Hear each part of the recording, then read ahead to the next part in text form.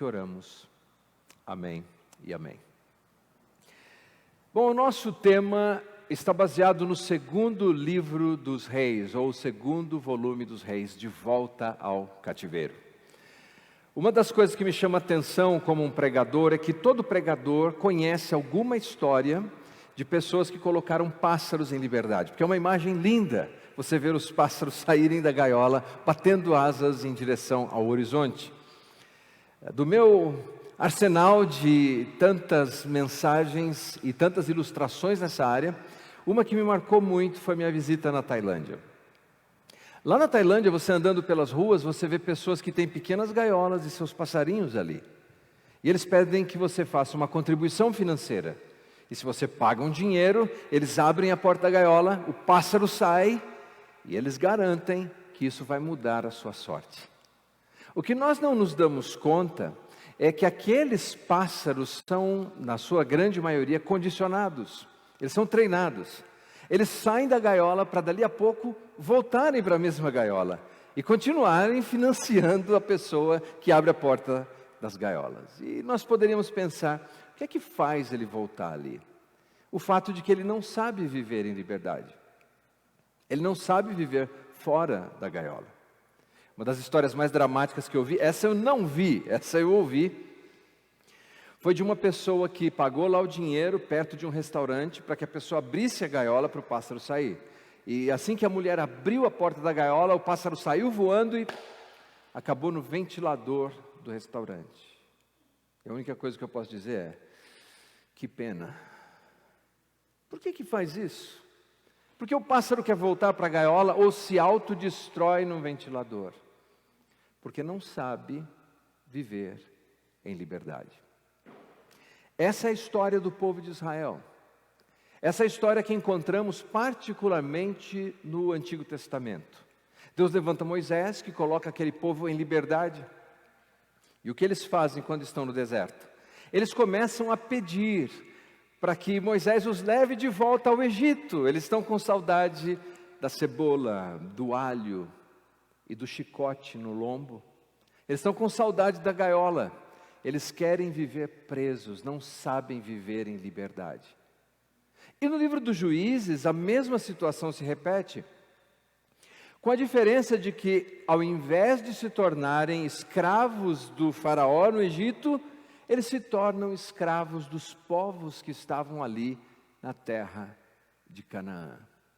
O Novo Testamento nos fala do filho pródigo, que decidia e desejava deixar o seu pai e ir em direção àquilo que ele considerava ser liberdade, mas que no final do dia era cativeiro. Essa história não é uma história perdida no tempo, é a minha história, é a sua história. Porque voltamos continuamente para o cativeiro do qual Deus já nos tirou de lá. Quando consideramos esse livro, é tão interessante lembrar que a estrutura do livro originalmente é única, ele é um livro único, o livro dos reis. Mas quando foi traduzido para a língua grega, a tradução chamada Septuaginta, de 70, porque diz a tradição que foram 70 tradutores que em 70 dias traduziram o Antigo Testamento. Como a extensão do livro era muito grande, eles artificialmente dividiram em 2 volumes. Nesses 2 volumes nós vemos alguns assuntos interessantes. Veja só. No primeiro, nós temos a ascensão de Davi. Mas no segundo, nós temos a ascensão do rei não judeu Nabucodonosor da Babilônia. No primeiro livro, nós temos a glória de Salomão. No segundo livro, ou no segundo volume do livro, nós temos a humilhação do rei Joaquim. No primeiro livro, nós temos a construção do templo e a sua consagração. No segundo livro, nós temos a destruição do templo e a sua profanação. No primeiro livro, nós temos a tribo unida e eventualmente dividida. No segundo livro, nós temos os reinos completamente destruídos. No primeiro livro, nós temos o início da apostasia, do afastamento de Deus. No segundo livro, nós temos as consequências do afastamento de Deus. Quais foram? O cativeiro. O autor, provavelmente Jeremias, escreve esse livro do ponto de vista de alguém que olha pelo retrovisor da história. É mais ou menos assim. Eles estão vivendo a experiência de cativeiro. Eles são um povo agora subjugado. Eles não têm mais o seu templo, eles não têm mais o seu palácio, eles não têm mais o seu próprio rei, eles não têm a sua própria liberdade. E a pergunta, o ponto de interrogação dançando no coração e na mente daquelas pessoas é: por quê? Por que nós estamos aqui? Por que perdemos tudo? Por que estamos nessa situação da nossa vida? E quando ele olha no retrovisor da história, 3 caminhos são apresentados nesses livros, que nos mostram como eles terminaram num cativeiro e como eu e você voltamos para os nossos cativeiros. Está pronto? 3 palavras: idolatria, imoralidade, injustiça. Abra, por favor, a sua Bíblia no segundo livro dos Reis, ou segundo volume dos Reis, capítulo 17, versículos 22 e 23, e depois vamos ler o capítulo 23, versículo 27. Segundo livro dos Reis, capítulo 17, versículo 22 e 23.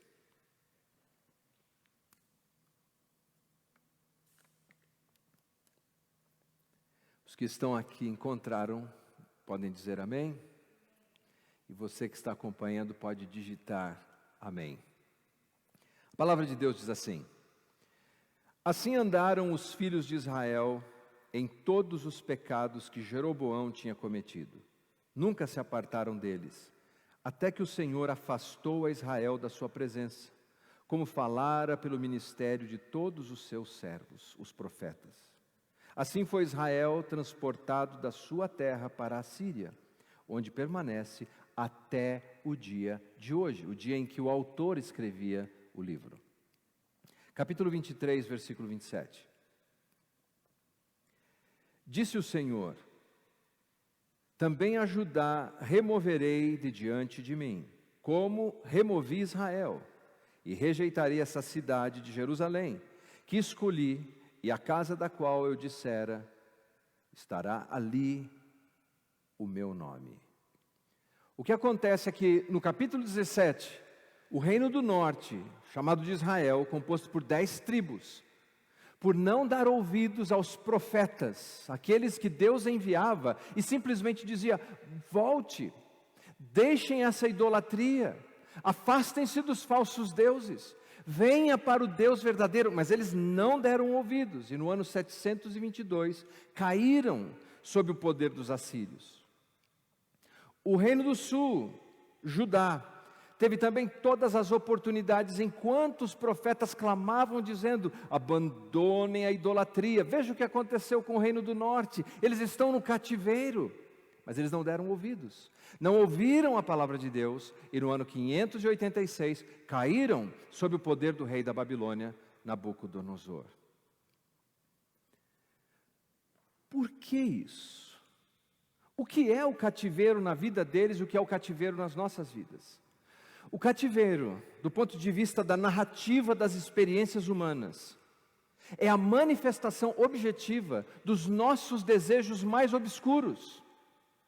O cativeiro é a materialização daquilo que nós jamais deveríamos desejar e cobiçar e nos tornar obcecados por aquilo. Qual era o problema?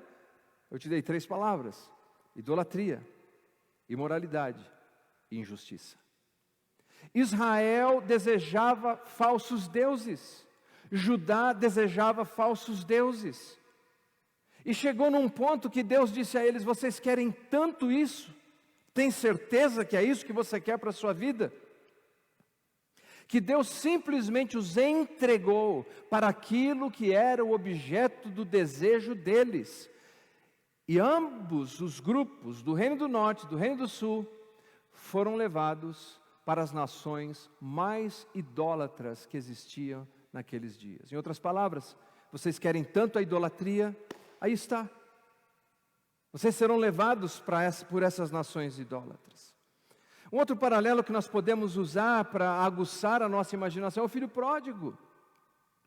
O filho pródigo insistiu com o pai: eu não te quero, eu quero ir para longe. E o que fez o pai?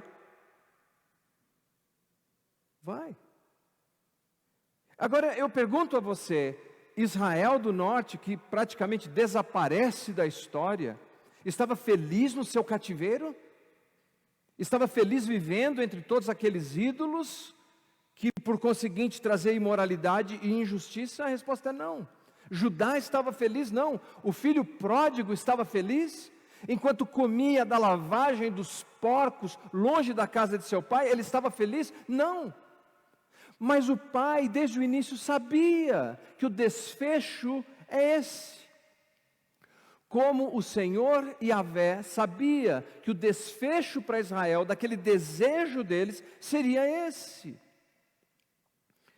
Veja só, a idolatria, de qualquer forma, é uma divinização de algo que eu desejo, algo que é sombrio, e que eu quero a chancela divina. Eu quero que Deus aprove daquele jeito. Mas Deus sabe melhor que isso, não sabe? Deus sabe o que é melhor para as nossas vidas. E veja, Deus não é menos Deus quando nós não o adoramos. Deus não precisa da nossa adoração, sabia disso? Deus não é um narcisista cósmico, que fica, você tem que adorar a mim, você não pode adorar outros deuses. Esse não é o ponto. O ponto é que Deus nos ama. Se tem alguém que ama você, é Deus. E que sabe o que é melhor para a sua vida, e quando Ele diz para você, não faça isso, é porque Ele sabe que seguir aquele caminho, seguir o caminho desse falso Deus que você projetou ali, não vai te trazer verdadeira felicidade, alegria, realização, contentamento. Vai te trazer desgraça, tristeza, sofrimento, angústia e dor.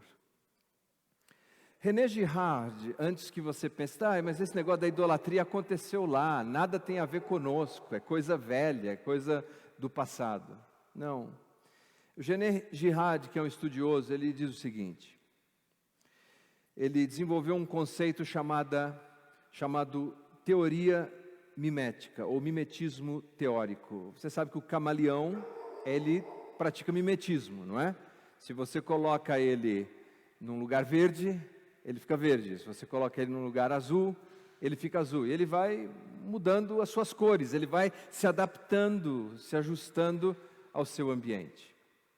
O conceito do mimetismo teórico é esse: que o ser humano começa a observar aqueles que estão à sua volta e começa a copiar aqueles comportamentos, e vai se tornando aquilo. O povo de Israel fez isso. Deus, quando os enviou àquela terra, Ele disse: não copiem o caminho dos cananeus, não se tornem como eles. Mas o que eles fizeram? Exatamente o contrário. Eles começaram a desejar as mesmas coisas que os cananeus desejavam, e passaram a adorar os mesmos deuses dos cananeus. Por quê? Temos que entender a psicologia da idolatria. Sabe qual é? É a seguinte: naqueles dias, eles desejavam as mesmas coisas que eu e você desejamos. A forma era diferente, a essência era a mesma. Eles queriam ter algum sucesso econômico, eles queriam ter famílias vistosas e filhos, eles queriam ter algum prestígio na sociedade. Naqueles dias se dava por meio das suas plantações, se dava por meio da geração de muitos filhos, se dava por meio da procriação de animais no campo. E o que eles percebiam observando os cananeus? O seguinte: que os cananeus tinham deuses para tudo. Então tinha um deus da colheita, tinha um deus da fertilidade, tinha o deus da guerra da planície, tinha o deus da guerra da colina. Mas esses deuses que prometiam falsamente essa realização, porque não entregavam, mas prometiam, não tinham as exigências morais do Senhor, de Yahvé, ou seja, não tinha regra. E por isso eles se sentiam atraídos por esses deuses, que talvez pudessem dar o que eles desejavam, sem estabelecer os limites que Deus estabelecia. E o que isso produzia? Essa idolatria produzia imoralidade. Os cultos cananeus são conhecidos da história como antros de promiscuidade sexual, como ambientes em que crianças eram sacrificadas vivas. E essa imoralidade leva o ser humano, sabe a quê? Injustiça, a explorar o outro, a mentir para o outro, a enganar o outro. Esse não era um problema deles, esse é o nosso problema. Veja, é tão sério o problema da idolatria que um psiquiatra chamado Saul Lavin escreveu no seu livro que é um problema de saúde pública. A idolatria é um problema de saúde pública. Um artigo de um respeitado jornal eletrônico médico chamado Medical Daily disse que existem efeitos psicológicos da idolatria sobre as nossas crianças. Em outras palavras, o que é um ídolo? Ou o que é a idolatria? Por favor, fique comigo. Idolatria é qualquer coisa, qualquer pessoa que você coloque no lugar de Deus para te trazer realização pessoal. Qualquer coisa, qualquer pessoa que você coloca no lugar de Deus para te trazer realização pessoal. E o que isso faz? Isso começa a minar a sua vida. Seja muito sincero. O que está tirando o seu sono? O que está te deixando triste, abatido? O que está fazendo com que você deseje até se afastar de Deus? O quê? Por mais belo e bom que pareça ser, isso se torna um ídolo. A carreira, às vezes, se torna um ídolo. Se a minha carreira não vai como eu desejo, eu me afasto do Senhor. Se os meus estudos, jovens sonham em passar no vestibular nessa área, naquela área, e quando não conseguem, dizem, outra área eu não quero, então Deus não está comigo. Outros idolatram a família, transformam a família em bezerros de ouro. Fazem projeções da família perfeitinha, em que os filhos têm gomex no cabelo, em que nada está errado naquela família. E quando as coisas saem do caminho, então eles fingem. Caem no caminho da imoralidade, porque mentem para os outros. Alguns idolatram até mesmo o ministério, porque veja, a linha é tênue. O ministério não é Deus, o ministério é um serviço a Deus. E nós algumas vezes incorremos nessa idolatria. Eu já fui vítima disso. Uma vez eu disse a Julie, nunca me coloque na parede entre você e o ministério. Por que eu disse isso? Porque eu sofria de idolatria. Há uma única pessoa que deve ter trono no nosso coração. Uma pessoa. Deus. Conforme revelado por Jesus, o nosso Salvador. Qualquer outro que você colocar no lugar, você vai começar a ser deformado por aquilo. Veja uma definição bíblica, uma definição textual da idolatria. Salmo 115, versículo de 4 a 8. Salmo 115, de 4 a 8.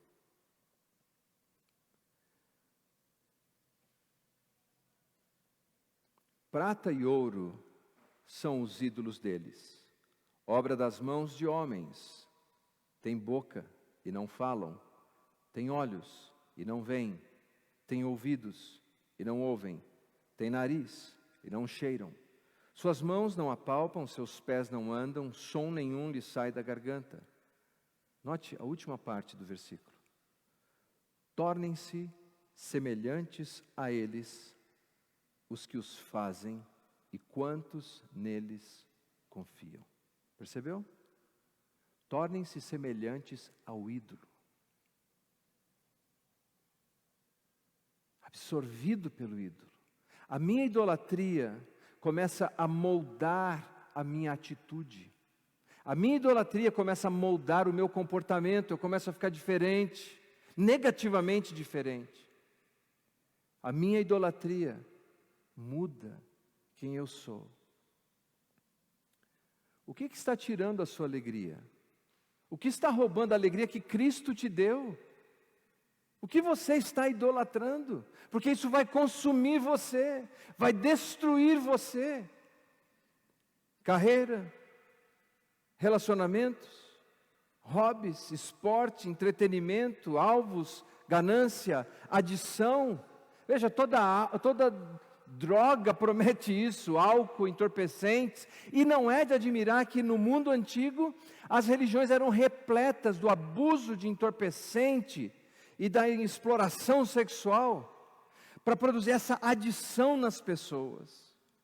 Qual é a sua? É droga? É jogo? É pornografia? Ou são aquelas coisas aparentemente boas, mas que você sabe estão tirando a sua paz? Venha para Cristo. Volte para Cristo. O filho pródigo um dia caiu em si, ele entendeu que ele idolatrou o dinheiro e era hora de voltar para a casa do seu pai.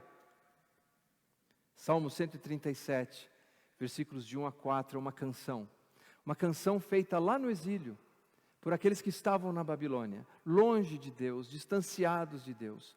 E por favor, ouça enquanto eu leio esse texto, essa poesia, essa canção, e imagine-se por um instante no lugar deles, na realidade que eles estavam vivendo. Às margens dos rios da Babilônia, nós nos assentávamos e chorávamos, lembrando-nos de Sião, nos salgueiros que lá havia, pendurávamos as nossas harpas, pois aqueles que nos levaram cativos nos pediam canções, e os nossos opressores que fôssemos alegres, dizendo: entoai-nos algum dos cânticos de Sião. Como, porém, haveríamos de entoar o canto do Senhor em terra estranha? Veja a tristeza deles. Eles estão numa terra estranha, não há alegria. O filho pródigo estava numa terra estranha e perdeu a alegria. E nós, algumas vezes, Deus nos colocou em liberdade e nós queremos voltar para o cativeiro. E lá estamos nós, vivendo as nossas angústias. Tim Keller, ele disse corretamente: você não tem o poder de escolher adorar ou não adorar. Todos adoram alguma coisa. A única coisa que você pode fazer, ou a única escolha que você tem, é o que você vai adorar. O meu convite é que nesse panteão de deuses que são apresentados todos os dias para nós, em todos os lugares, em todos os cantos, eu e você continuemos voltando para o Senhor, para aquele que no Novo Testamento é apresentado naquela cruz, sobre aquela cruz, com uma placa sobre a sua cabeça dizendo que Ele é o Rei dos Judeus, aquele que o Apocalipse diz que é o Rei dos Reis, o Senhor dos Senhores. Uma das canções que cantaram hoje aqui diz assim, que a minha identidade e o meu valor vem de Ti, é dEle, não é a sua carreira, não é o seu sucesso, e francamente não é a sua família, não é o seu ministério, é Cristo, por Cristo, para Cristo, sempre Ele. Como termina o livro dos Reis? Será que Deus esqueceu desse povo nesse cativeiro? Há um lampejo de esperança no livro, há uma pérola de esperança no livro. Não é nada muito grande, não é como se fosse uma grande luminária, talvez uma pequena lanterna, mas é uma faísca de esperança. Veja só, segundo livro dos Reis, capítulo 25, versículos 27 em diante, diz assim: no 30º dia, no 37º ano do cativeiro de Joaquim, rei de Judá, no dia 27 do 12º mês, Evil-Merodach, rei da Babilônia, no ano em que começou a reinar, libertou do cárcere Joaquim, rei de Judá, falou com ele benignamente e lhe deu lugar de mais honra que a dos reis que estavam com ele na Babilônia. Mudou-lhe as vestes do cárcere, a Joaquim passou a comer pão na sua presença todos os dias da sua vida. E da parte do rei lhe foi dada subsistência vitalícia, uma pensão diária durante todos os dias da sua vida. Sabe o que é interessante? Esse rei é um descendente de Davi, Joaquim. Se ele estivesse em Jerusalém, ele estaria reinando no palácio. Mas agora, ele era um prisioneiro, ele estava no cárcere. Mas por uma providência divina, ele saiu de lá. Sentou-se à mesa, trocou as suas vestes de prisioneiro por vestes reais. e passou a comer da mesa daquele rei, numa antecipação de que Deus levaria de volta para a sua terra o seu povo. Quando eles saíram da terra prometida, de volta ao cativeiro, eles não foram abandonados. Deus foi ao encontro deles, porque o pai continua abrindo a porta para o filho pródigo e dizendo: volta. O nosso Senhor continua apanhando aqueles que estão no cativeiro e dizendo: volta. Nessa noite, você pode voltar. Você pode virar o curso da sua vida e voltar para os braços do seu Pai. Vamos orar e que o Senhor nos livre dos nossos cativeiros e dos nossos ídolos.